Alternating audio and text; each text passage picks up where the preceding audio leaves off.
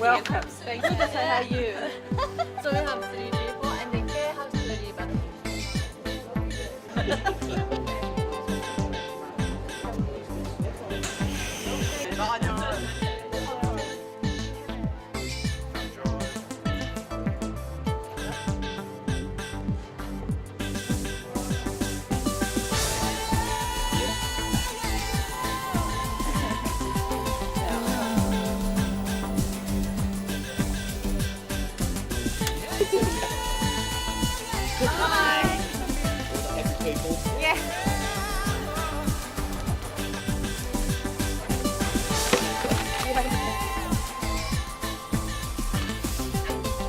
We're volunteers, so helping out in the rain. Yeah, the kids can actually chill out here and relax in there and have a little play and see what happens, and then out in the other sensory room out the back. Next year someone else is doing this. Are you setting up for us? I'm tagged up and ready to go. What do you hope to get out of today? Yeah. Oh, just meeting the families, just getting our voice out there, letting people know what we're about.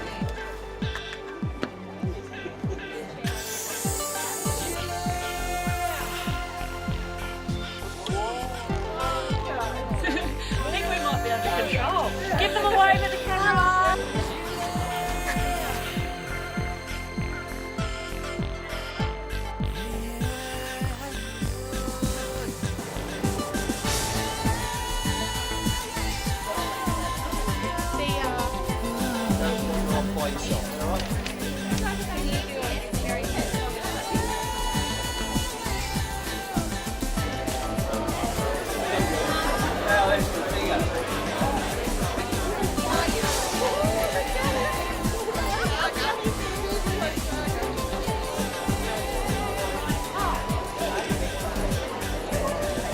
I'd like to welcome everyone to the PossABLE 2013 Ideas Expo, and I hope that you all enjoy the 2 days that we've got coming up for you.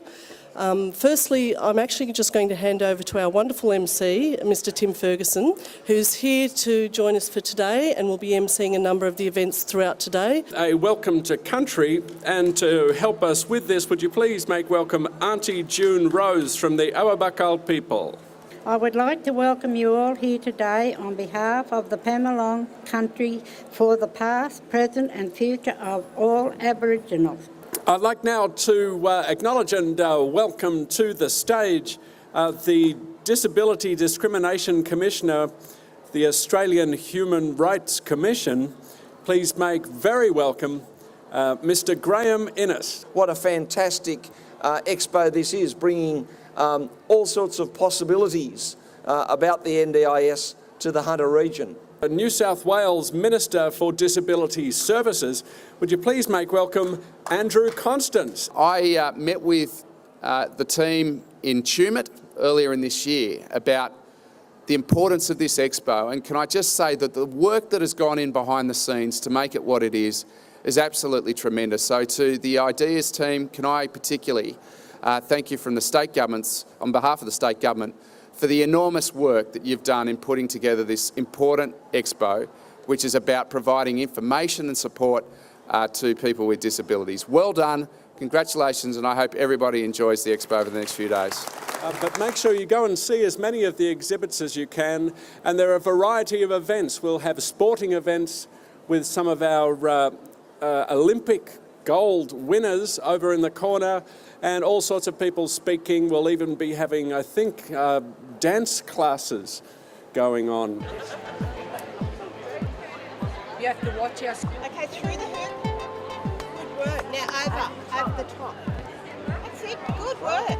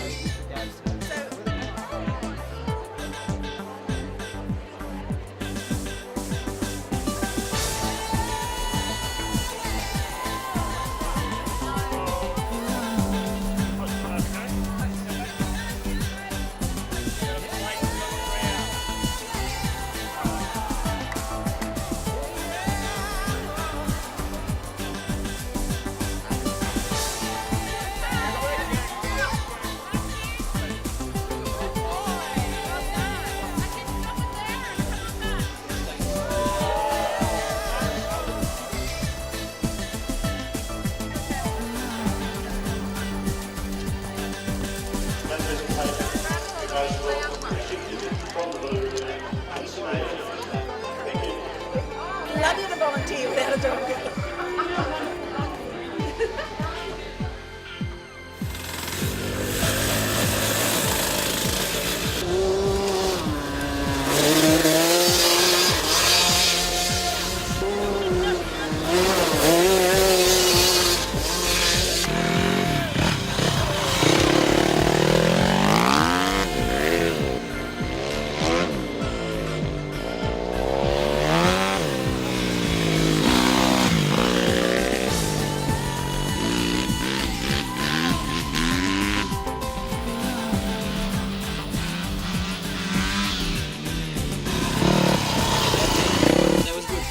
Yeah, mate, it's always a vast.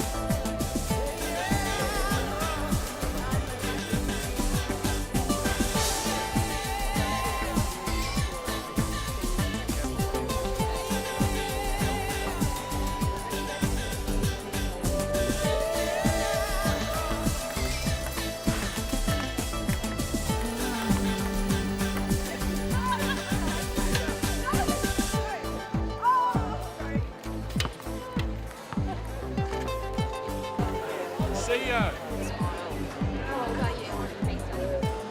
There's no minimum age here. Yeah. No. We have our own nursery and we go up rough.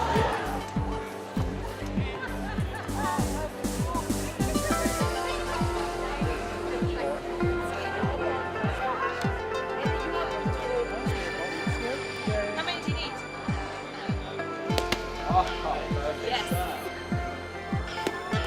He's playing for this game. Yeah. He just got selected, yeah.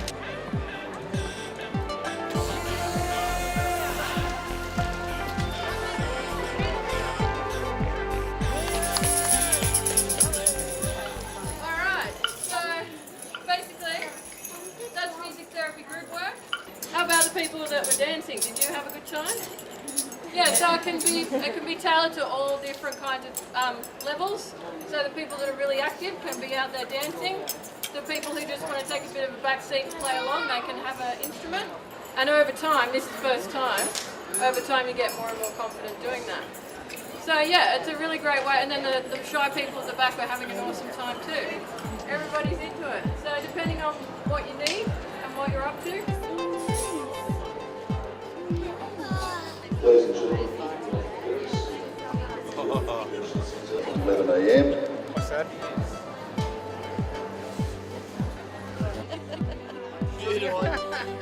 Catch it, here you go. Catch it. It's hard to get good help nowadays.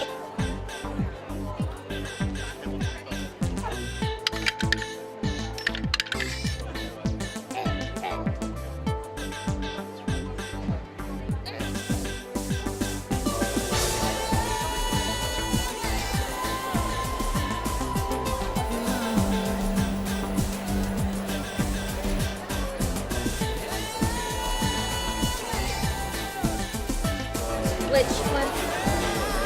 You can do all of them if you wish.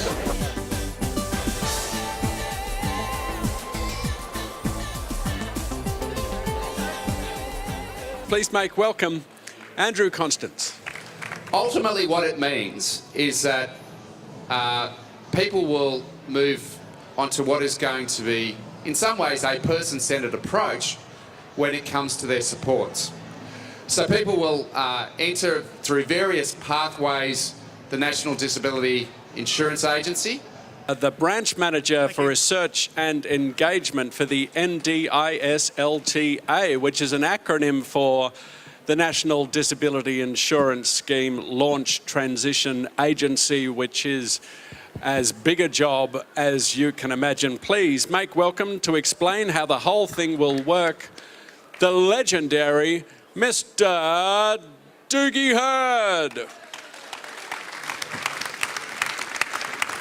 You have to make sure that the good intentions we hope to realise through disability care are kept solid, that we stay responsive, that we always listen to people with disability and their families, that the plan that we build is one that you genuinely control, that you have a responsive agency that will listen to what you need, and having listened to what you need, will help you put it in place. If someone goes swimming once a week, not because they necessarily want to, because it's good for them, that's not leisure. It might be good for them to go, and they should go, but it's not leisure. Leisure is when you go to do something for no other reason than it just feels good to do it. Okay? No other reason. I just want to do it because. It is actually an experience, a feeling that you get. There's no definition of what a person with disability is. And the reason for that is that it is meant to apply to all people with disability. And as soon as you start listing certain groups of people, you run the risk of limiting who you include, or you run the risk of excluding other people. So for example, Article 6 is women with disabilities, and that talks about the rights of women with disabilities. Please make welcome the Medical Director and co-founder of the Humour Foundation, Dr. Peter Spitzer. Here he is. All right, on the count of 3. 1, 2, 3.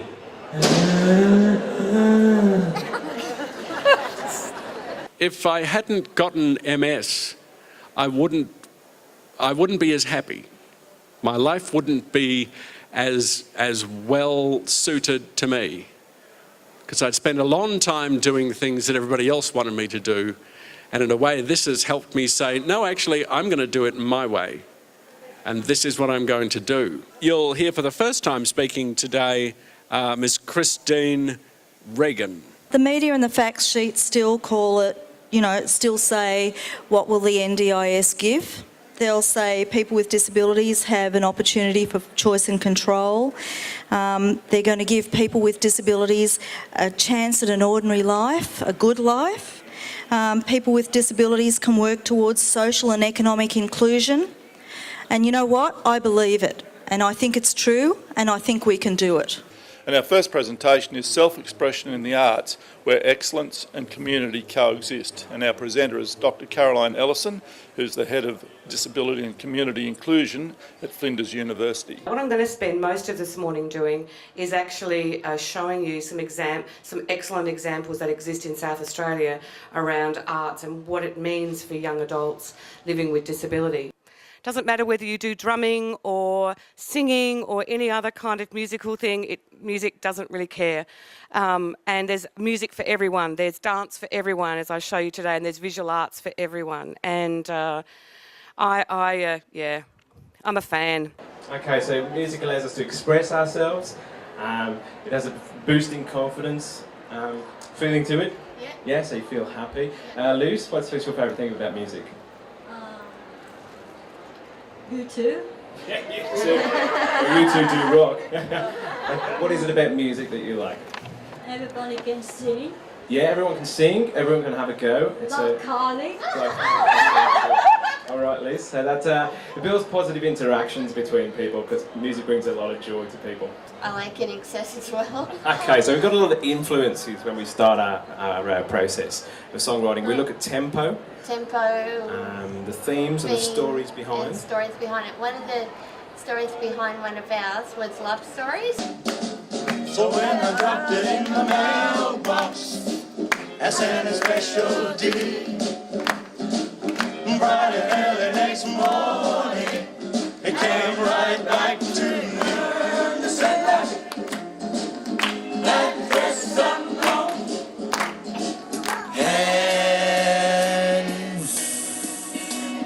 Touching hands,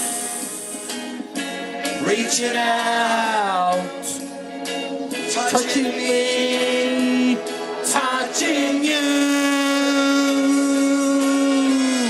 Sweet Caroline, I gotta keep trying, gotta keep my head held high. Talk about rights, but it is actually underpinned by a framework that Australia has signed up to. So in 2007, Australia, you might know, I'm pretty sure you know, signed up to the UN Convention on the Rights of People with Disabilities or Persons with Disability. When I first had my stroke, I felt as though I felt so different that I felt as though I had to introduce myself to everybody, even though I knew them very well. I had changed, and so I needed to say to them, do you still accept me the way I am, you know? And so that was really important. And is that answering your question? My whole life really changed. But I feel now that because of what I've been through, I feel as though I can communicate and reach out to others at a level that is deeper now because I've been there. You write a little short story and they have a photo and then it's put on a wall down at Ryde so that anybody walks past and go, that's Tim Grant guy. Oh, that's interesting, and carry on. That was I guess that was like quite I didn't expect that, and I just, you know, when I was in rehab I just did what I had to, but it worked because here I am now. James and I are going to take you through the journey of 4 of our clients who have been involved in the Independent Living Support Initiative, or as we refer to it, ILSI, and the Supported Living Fund. In terms of the Supported Living Fund, this is an ADDIC initiative where it works with people that are preparing to or are moving into their own home, and it looks at providing the support that's required to either prepare for that, to do it, and to become independent members of the community.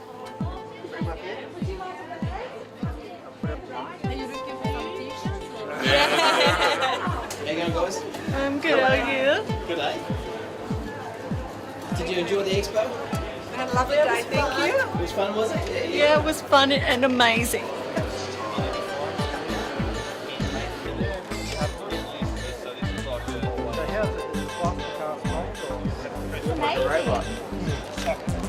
So you haven't had another chair like this, have you? I've never seen another chair like this.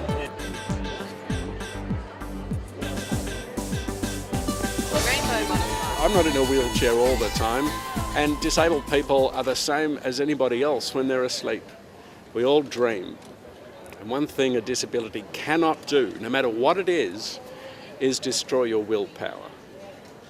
So always remember that if you see someone going through enormous difficulties, that their willpower hasn't gone anywhere, which is why they're out and they're talking to you. I'm keen to see Australians with a disability, such as myself, receive better services, less fragmented services, and I'm also keen that we gain much more control of our services and our lives, because I know that when we do that, we'll make a far more positive and a bigger contribution to the Australian community. I don't think I've ever seen so many people with disabilities in one area altogether, so it's great and it's given us some ideas to grow our business. It's been awesome. We've had a great response here from the Australian Paralympic Committee running Talent Search. We've had about 15 people through and we've found one fantastic Paralympian. Royal Rehab provides rehabilitation for people with acquired disability through traumatic injury, brain and spinal cord injury in particular. But we also provide a range of accommodation and support services for people with acquired brain injury in particular. And most of the group here are recreational therapists, so they're professionally trained and incorporate sport and physical activity as a part of the rehabilitation process, because it does so much for not just social well-being and inclusion, but for balance, for coordination, for motor skills. So there's a very, very positive therapeutic aspect to it all. We've had a great expo, lots of nice leads for our company, and hopefully we'll be able to assist and support the industry a lot more in the future. There's a lot more people here, and it's more about what we're about the disability people. I mean, that's what we're all about. We're here to help people with disabilities, and yeah, this is the perfect place. It's been terrific. We've had lots of people here with different disabilities and carers, and the interactions that we've had have all been positive. This has brought everybody together in the Hunter, and there's a lot more services than that I didn't know existed. Everyone, you know, is here to network and share expertise. So it's been a really friendly experience as well. So it's been nice. Yes, and we've been, like I've been to expos up in the New England, and they seem to centre a fair bit on the intellectual disabilities rather than physical disabilities. And here we're getting a lot of people, the whole cross section, which is fantastic. I think the numbers at this expo have been larger than I've seen before, and also just the variety of information that's available, as well as some of the keynote speakers. You know, we've had Graham Innes, the Disability Discrimination Commissioner, here, which was great to see. We've had the head of the new National Disability Insurance Agency here, and so there's sort of a high-profile people being able to provide information directly to the community, which is really important. We have heard some concerns from some of the disability service providers that maybe their organisations need some more help with policy and training in this area, and that's what we're here for, to spread the word that that's the sort of thing that we do. So it's been a very positive experience for us. We thoroughly enjoyed it, really. Oh, I thought it was great. Yeah, it was a really good day. All the services were there. It's been excellent. It's a very well organised and very informative expo.